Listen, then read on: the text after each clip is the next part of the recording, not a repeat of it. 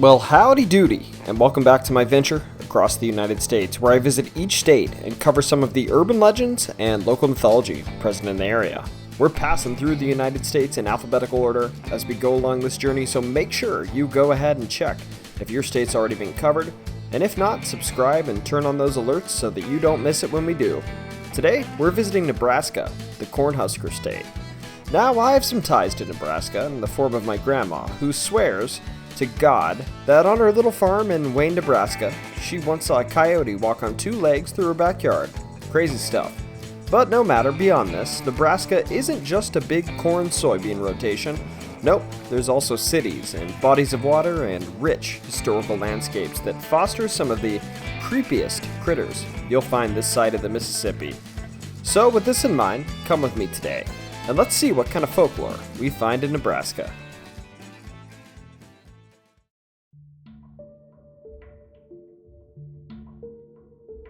Number 1 is the ghost of Nebraska's state capitol.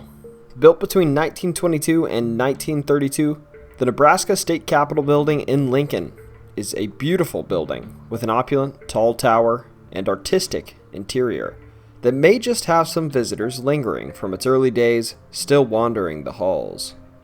One source of these ghosts is claimed to be old prisoners who were tasked with the dangerous job of hanging Christmas lights from the Capitol every holiday season, risking a 17-story fall in the process.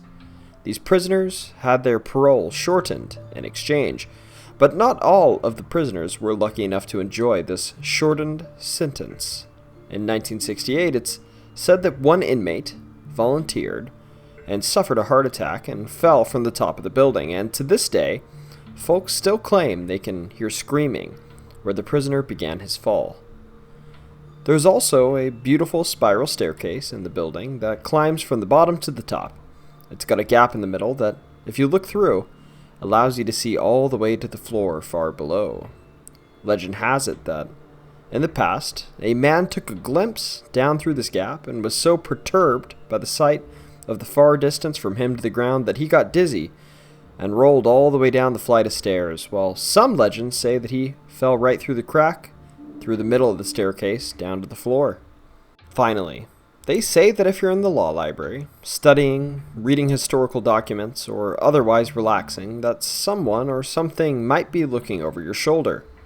In short, they say there's a female ghost that likes to bother men who visit the library. It's actually said to be quite helpful too. One account tells that if you're lost in the dark and looking for a light switch in the law library, she might grab your arm and guide you to a light switch. Otherwise, it's common to find books knocked off the shelf, which folks attribute to this phantom. But with all of these ghost stories in mind, here's the thing. None of these stories are documented. At least there's no records of things that might lead to ghosts here. There's no record of an inmate having a fall. There's no record of a man falling down 12 flights of stairs. And there's no record of a woman passing on the premises that could be lingering in the library. Some folks claim that this is okay because the ghosts could just be those of natives who were buried under the land that the Capitol was built on. But again, you could say that about a lot of places in the United States, many of which are not reported to be haunted. Regardless, accounts I'm finding of hauntings claim that weird phenomena still do occur in the building, such as elevators skipping floors, which I've experienced in every elevator ever, and even phone calls with nobody on the other end, which I also experience on a daily basis. The Capitol even leans into its haunted past, hosting ghost tours, despite the fact that the ghost tour guide claimed in a 2010 interview that she's never even seen anything out of the ordinary on the Capitol premises. Number 2 is the Salt Witch of the Nebraska Plains. Upon the Nebraska Plains, near the point where the Saline and Platte River meet, there used to be a pillar of salt that Native Americans referred to as a witch. Attached here is an image of either this or a similar salt pillar in the world. Honestly, I can't tell you for certain which one it is, since this image can be found referring to salt pillars in both Nebraska and the Dead Sea, but I digress. This pillar used to be referred to as the Salt Witch by the native Otoe tribe of Nebraska, and they had quite the story to accompany this natural feature. In short, this story stems from the native tribe having a strong and willful chief who was known to be very strong but also headstrong, leading him to be a bit lonely in terms of his circle of friends except for his wife, who always stood by his side. But sadly, as it often went in the old days, his wife came to pass, and in the chief's state of mourning, tribe members began to question whether he was still fit to rule. Apparently, he caught wind of this talk and one day emerged from his home dressed for battle, returning a month later with animal pelts, the body parts of rival tribe warriors, but also a large quantity of salt. His tale of how he acquired this salt was that one day, under the light of a full moon, he saw an ugly old woman threatening a young woman with a hatchet, about to strike her. The chief initially didn't think to interfere, until under the moonlight he saw the face of the young woman was that of his departed wife, at which point he cast himself at the older woman and struck her with his own hatchet, at the same time that apparently the earth opened up, casting both women down into an abyss below, leaving only a pillar of salt where the chief had seen the witch and his wife. This recounted event led to the tribe holding a specific ceremony when they ventured to gather salt from the column to keep the witch at bay. Number 3 is Feboldson's drought cure. Now, nothing says Great Plains folk hero like a man that can make it rain, and I'm not talking about money. It's said that Feboldson was a Swedish-American living in Nebraska who played the part of a strong man, as you'd think of it, performing great feats of strength and generally being a sort of Middle American Paul Bunyan. The tale of Febold's greatness was originally published in the newspaper in Gothenburg, Nebraska in 1923, where a strong man's feats of strength were recounted, and then again multiple times between 1928 and 1933, where Febold bested everything from politicians to pandemics to the weather itself. In an article in 1932, Febold and Paul Bunyan even teamed up in an article published at the University of Nebraska-Lincoln's magazine. Now, of all of his acts, Febold is perhaps the most famous for his ability to end droughts. As we all know, in an area where crops are the economy, rain is a very good thing. Legend has it, though, that there was a year so dry that not even a single crop was going to grow. But Febold, not one to shy away from a challenge, had a solution, especially given he couldn't fish if there was a drought, apparently one of his favorite hobbies. To combat the drought, Febold built bonfires all around the lakes in the region to warm the water and force it to evaporate to form clouds. Legend has it that after a few hours of work, the sky was full of clouds, and soon after, the ground was saturated with water. Now, this is an amazing story, but I have some bad news. In actuality, Febold wasn't real, just a fictional strongman, folk hero sort of character like Paul Bunyan. He was, however, based on and inspired by a real person, Swedish immigrant Olaf Bergström, who settled in Gothenburg, Nebraska. This individual was also a strongman type, with a booming personality and a reputation for being charismatic enough to avoid about any sort of punishment when accused of committing crimes. Number 4 is Blackbird Hill. In Anderson, Nebraska, near the border with Iowa between Sioux City and Omaha, is a 300-foot-high hill that lies just a mile to the west of the Missouri River.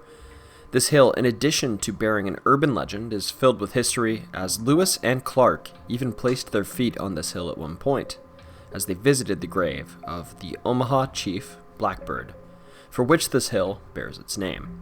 There's even an inscription from Clark on this hill. This historical backdrop, however, has nothing to do with the site's urban legend, which is rather a story of love, loss, and revenge. In short, they say in the 1800s, a man and woman living on the East Coast fell for one another, and the young man promised that he would marry her after traveling abroad to get an education. When he was heading back from the journey across the Atlantic, though, his ship wrecked, leaving him stranded and unable to return to his betrothed. Finally, after 5 years, he made it back to the United States, only to find that his fiancée thought he had passed and she'd remarried to someone else. She'd moved west to Nebraska with this new man, too. But all of this did not dissuade the original young man, who vowed to convince the woman's new husband to leave her and let them be together. Now the story goes that the man looked all over. He made it all the way to California and was unable to find his lost love, but on the way back to the East Coast, he stopped at the base of Blackbird Hill, where there was a cabin. Looking inside the window, he saw the face of his lost love. He ran to her, and they reunited, and both declared their love for one another. When the woman's husband returned home, she told him this whole story and begged him to release her from their marriage. But the man refused. The woman declared that she would leave anyways. Sadly, in the heat of the situation, the husband brandished his hunting knife, and, well, you know how this ended. Following this, the husband picked up the wife, and, stricken with grief, he leapt from a cliff on this hill into the Missouri River, which supposedly at the time actually cut into this hill and was a lot closer. Now keep in mind, this whole situation unfolded with the old lover just a few hundred feet away, watching the commotion, and he was stricken with grief. Saddened, it's said that he wandered for days until he was met by a group of Omaha natives who took him in and took him back to the village to help him out. It's said that physically he made it back to normal, but mentally he was never the same. Now here's where the modern day tie-in is. To this day, it's said that if you're in the area on October 17th, the day this drama is said to have occurred, you can actually hear screaming of a young woman at the top of the hill. It's also said that no grass grows on the path that leads from the cabin to the site that the husband jumped into the Missouri River with his wife. Now, fair warning here, this area is private property these days, but if you manage to get permission to visit this site on October 17th, I encourage you to take the chance to, number one, visit the historical site, and number two, perhaps to see if you can hear the screams of the young woman's restless soul. Number 5 is the Lake Walgren Monster. In northwestern Nebraska, out in the area of Hay Springs, there's a relatively small lake, originally named Alkali Lake by the natives, that's only about a half-mile across and a half-mile long, that supposedly houses a terrifying aquatic creature in the middle of the Great Plains. This creature is scaly, with sharp teeth, and a deep roar, and is characterized as being able to breathe fire and smell putrid, like rotting meat. A written account from 1962 places the creature at being nearly 300 feet in length, making its length over 10% of the lake it dwells in. This article isn't alone, though. Dating back to 1921, there are accounts of this creature in the Hay Springs area, which depict a creature ranging from a fire-breathing dragon to a common alligator to a gigantic beaver. In these early accounts, they thought that the creature might be a mermaid or a whale-like creature, and claimed that the length of the critter was about 20 feet long. Additionally, rather than breathing fire, it would spew out of its mouth water into the air. In 1922, the Hay Springs News reported an eyewitness account that documented the creature had grown in length and, rather than being a mere 20 feet long, had become, I quote, very, very large. And by 1923, the Hay Springs News reported that the town of Hay Springs pondered launching an official investigation into whether something was dwelling in the lake, but the landowner of the lake requested $4,000 to lease it and conduct the investigation, which the newspaper obviously couldn't pay. Following this saga, skepticism grew and reports of the creature dwindled, with the final report being made in 1985. Over time, folks generally reached the conclusion that this sea monster in the middle of their tiny lake in the Great Plains was simply just a monster story, but regardless, the tale is still told, and teens in the area still venture out to Lake Walgren to take a swim and scare their friends with the stories of monsters lurking below. Additionally, the town has a parade that features the creature every year, and even displays costumes of the creature from times past in the museum in the town. At number 6, we have Nebraska's radioactive hornets. In Nebraska, there's a tale that there are radioactive or radiation-afflicted hornets making their way to the region from Fukushima, Japan. How they say these creatures are making it to Nebraska is not clear, but this event took place following the radioactive horror of 2011, where earthquakes in Japan sparked a nuclear accident at the Fukushima Daiichi nuclear plant. They claimed that there were hornets afflicted by the radiation in this region of Japan that grew up to 4 times the size of regular hornets. And these claims were based off of another urban legend of the same variety, claiming that hornets were afflicted by radiation and had grown in Japan in the first place. Somehow, someway, this legend morphed so that these creatures had somehow made it to Nebraska by 2013. And to this day, some individuals still believe that hornets are roaming and terrorizing the people of Nebraska. Admittedly, this urban legend is short, sweet, and doesn't have any documentation to it other than a few blog posts, Reddit posts, and a single tabloid article, and then a Snopes page discrediting it. But I think it's fun to see how folklore can spread across continents so rapidly, connecting 2 places that are so wildly disconnected in space and culture.